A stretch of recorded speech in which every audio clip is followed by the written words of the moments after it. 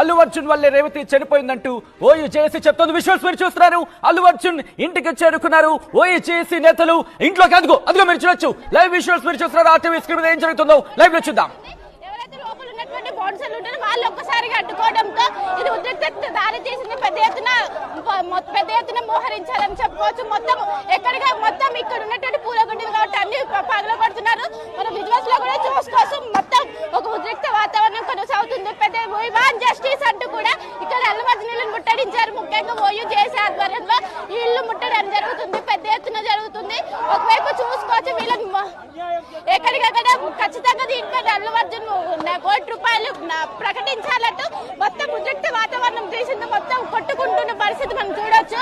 మొత్తం అల్లు అర్జున్ ఇంటి దగ్గర మొత్తం పరిస్థితులు ఏ విధంగా మారిందో మనం ఒకసారి చూసుకోవచ్చు. పెద్ద ఎత్తున ఒకవైపు ఒక్కసారిగా లోపలికి వెళ్ళడానికి అనుమతి ఇవ్వడంతో లోపలికి వెళ్లారు.